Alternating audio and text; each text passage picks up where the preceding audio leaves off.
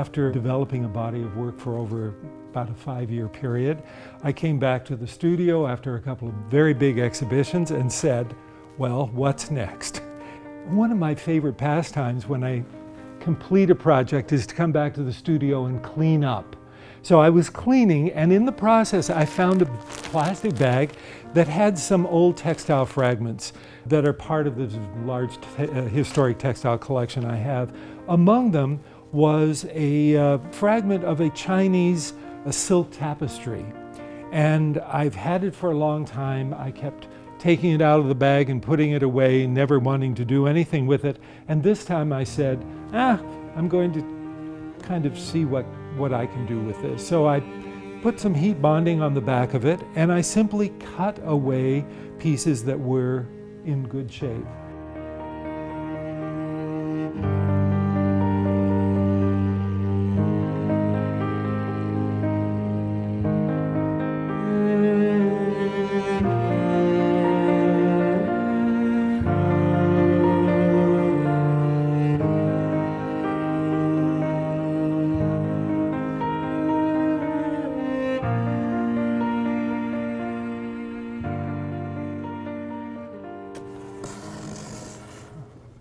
One of the interesting aspects of this, looking at this Chinese textile, is the fact that it reminded me about the fact that we are at such a distance from history.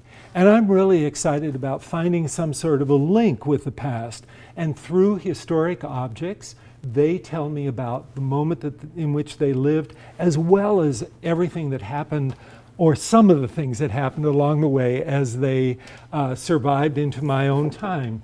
So in this case, what I did that I was so excited about was to take 6 pieces of drawing paper and attach a fragment from the original Chinese textile to each of those pages, and then play this game of exquisite corpse. Maybe you know what that game is all about, where you fold paper in 3 parts, somebody draws a head, and then you turn it over and somebody draws the torso of the body, and then somebody else draws the bottom part of the body, and then you open it up and see what the creature looks like. So in this case, what I did was to take the element and begin to extend it. And in each case, in each of these drawings, the goal was to find the spirit of something that existed within the fragment and to see how it could be enlarged upon, leading me to places or observations about imagery that I had never considered. So basically, this entire invention is something I could never have planned, never have anticipated. It simply evolved out of the process. I mean, I just love things like this. Here's a tail of a butterfly, another tail of a butterfly, and finding all of this between. And the whole idea that perhaps even in my drawing, I've captured some qualities that are related to the sensibilities of the original designer in China who produced this textile. I did 3 of these. I mounted them as books, as you can see here, and even did a few individual pieces, which all led me to the point of thinking, it's time to transfer all of this into an expression of textile. You know, coming to the studio and getting to work means kind of oftentimes looking at a source and thinking about how to develop it. What are the possibilities that are suggested here for a technical development in the work? Perhaps even leading me to do something that I hadn't done before in terms of a textile object. So, at one point, I don't even remember how or when this happened, it occurred to me, why not interpret these areas of color with tabs of fabric? And what I began to do was to sandwich together layers of textile with a felt core, which gives these some kind of weight and allows them to hold their shape. And then in a very mosaic-like approach, began to attach them to another fabric surface. As you can see, the light, as it moved off of these various surfaces of textiles constructed with diversity of ways, was really wonderful. There's canvas, there's satin, there are other kinds of weaves, And all of a sudden, that image started to come alive. I really like this guy. Look at him. Here, this is the original textile. You can see it's now has been photographically enlarged. And that textile had some clues which inspired this creature. I took the two tails of the butterfly, turned it into like a ballerina standing on point. And the whole thing becomes like a creature, maybe a creature with another one on its back. The kind of mystery of it is what really attracts me to it. I like to come back to it, to look at it. It looks at me as I look at it. I wanted to mention also the fact that there was an interesting challenge in asking how to respond to the original weaving that is here in the drawing. And one day it occurred to me photography was the perfect answer to this. So as you can see here, we made wonderful enlargements, which actually are read by many people as being actual weavings. And I let it be independent of the structure, of the textile structure, so that as time would go on, perhaps it would be an element that survived in time and be useful to somebody else. And therefore, like passing a baton in a relay race, we would be extending the impulse of the original Chinese textile into the 21st century and on beyond. After completing the large series of works, it seemed interesting to see if I could get some of that energy within a smaller work. And it happened one evening. I was leaving the studio and saw a tree next to my parked car, and it had a plastic bag in the branches, and I was reminded of that beautiful moment in the film American Beauty where the plastic bag takes on a life of its own. And it occurred to me, since I had elements of a tree in the original Chinese textile, why not build upon that and create a series of works called Things That Get Caught in Trees After a Storm. Once again, you can see here little hints at fragments that come off of the original textile are what generated all of this. Was exciting to do the series, and the greater intimacy within these pieces and change of scale also revealed something more in terms of the potential of the new technical approach that I was taking. In the first two series, I explored an extension of the imagery, and then I began to think a little bit more about the negative space, this beautiful blue field that is created by indigo dyeing very irregularly on very fine silk threads. I thought, is there a potential there? Is there something that I need to explore? So in looking at this area of negative space, I decided, how could I interpret it with these tabs of fabric that I'm using? And here you can see a series 1, 2, 3, 4 that were the first explorations of that negative space, a very impressionistic kind of approach to opening up that sense of blue, creating breathing space within the textile itself. Then by the time I got to this solution, something really wonderful happened. Here it was possible, for example, as you can see, to begin shaping this space, shape the negative space with the elements that defined it.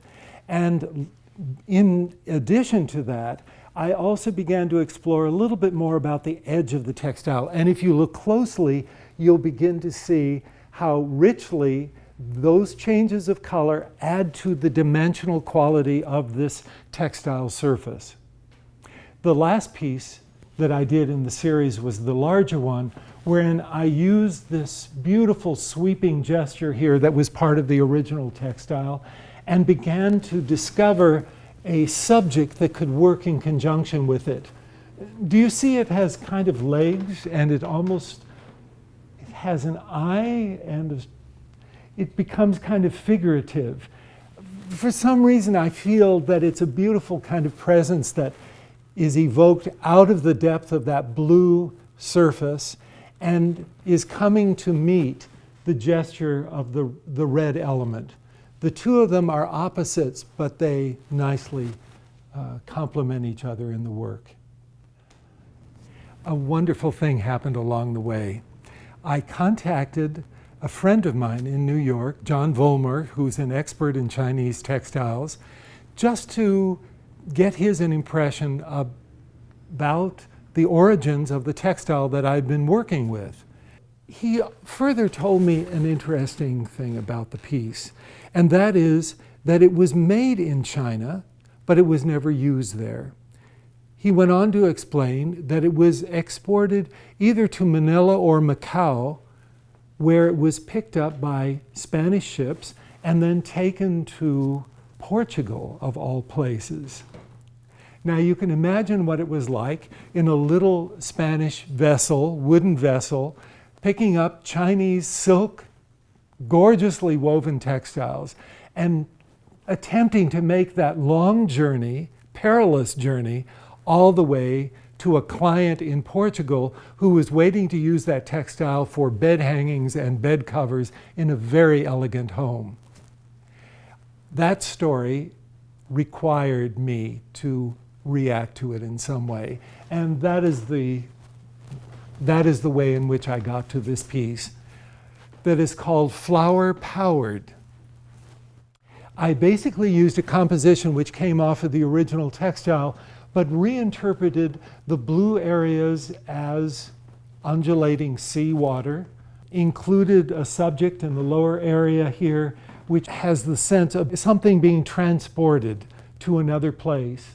I had to include something that suggested islands or a continent in the distance, in other words, the goal of the ship.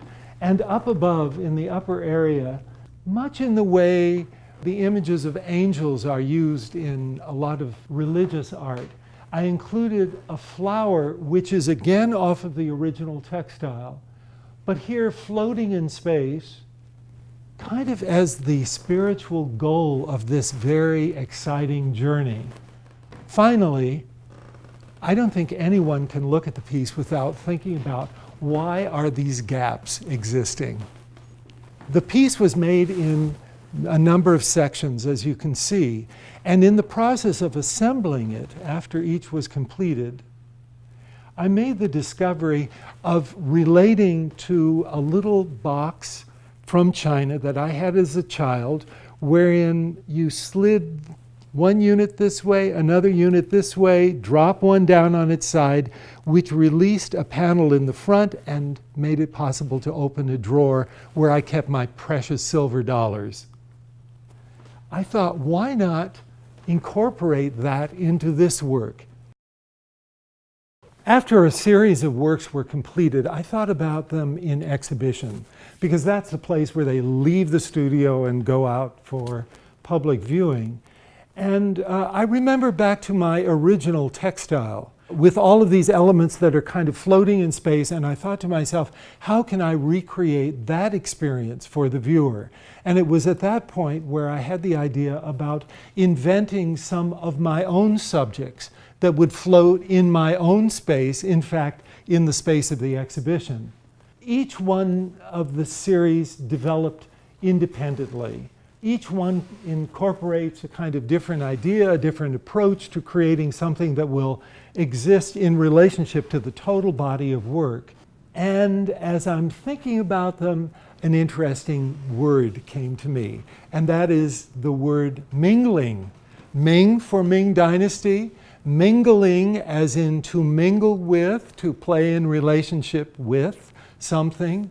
And that whole notion of, again, a kind of collapse in time through these objects, and then trying to take the spirit of the objects in the original textile, give them a life in my own, was the next kind of challenge. One other aspect of the Minglings, which I'm excited about, is to recognize the fact that although they look rather playful, there is a darker side to each of them. And that darker side has inspired me to define them as night flyers. These are creatures that fly over the sea at night. Perhaps they're the creatures that accompany the ship on its way to Portugal. And in that process, they carry with them a kind of spirit of determination, a spirit which I feel is so important, especially in this time in which we're living. We all know that life is very much about diverse kinds of approaches to every single subject we can think about. We're not thinking much about history, and I'm saying let's think about it. We're not thinking much about the consequence of a lot of our actions, and rash actions are leading us in very difficult territories these days. And I would like my Minglings to exist as appearing to be free, but also carrying with them a kind of sense of accountability or responsibility as they find their role in the world at large. Go ahead. Remembering back to the first series of drawings that I did, I loved the composition in one of the first books and decided to use it as a kind of place to welcome some of the Minglings into the composition. And so this was the first large piece that I did, utilizing this technique with the tabs and trying to create kind of a spatial situation in which the Minglings appear to have kind of originated as a space beyond the plane and penetrated our own space. Because I was thinking about creating a new life in each of these Minglings, I began to realize that I was kind of hybridizing, that they afforded me an opportunity to bring this and that together, to create something new with elements that did not know they were ever destined to be together. So that, of course, occurs with the fabric selection that I use, and it occurs with technique, and it occurs with drawing as I relate it to my original source of inspiration. But in this case, and in the case of some of the other pieces here, it also occurs as I'm thinking about fusing aspects from the insect world with the animal world, with the human world, with the world of floral objects. In that sense, the creatures begin to, for me, take on a very interesting life. In other words, they become kind of accompaniments to my own pleasure and my own process through their personalities. This one, I love the way that it reaches out. It seems to be holding balls, but are those balls or eyeballs? And is this a creature which is looking at itself from its exterior and discovering that the interior of the object is actually empty? Look at this one. Is it playing basketball?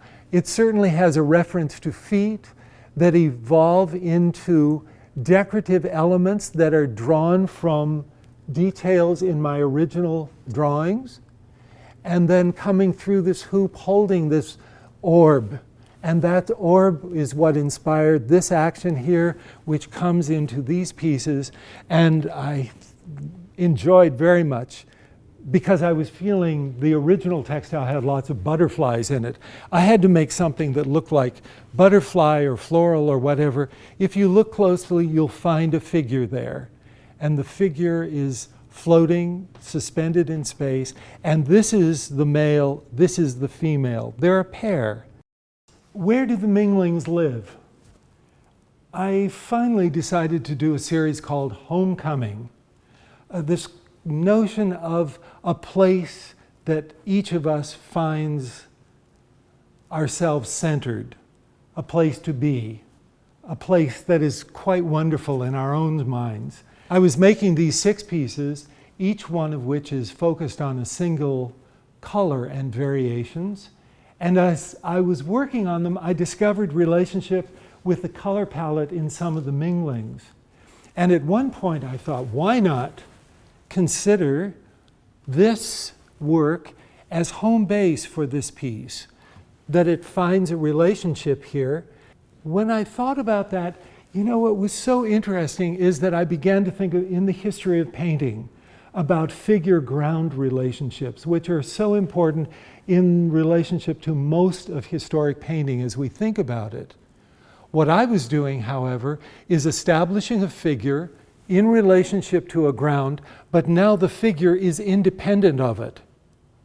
And once you know where it exists, you can move this away into the next room, the room beyond that, the wall that is adjacent, away from the piece itself, and it will know what home base is.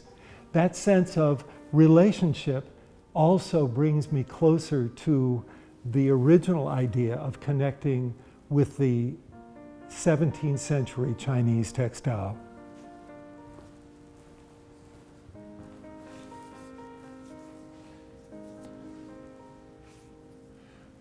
I thought it would be of interest for the audience to have a reference to the original textile that was the inspiration for the entire series. So this is actually an enlargement, but in the form of a ghost image of that initial textile. What I hope everyone will be interested in doing is kind of examining details that exist within this piece in relationship to the art objects that I produced as a result of it.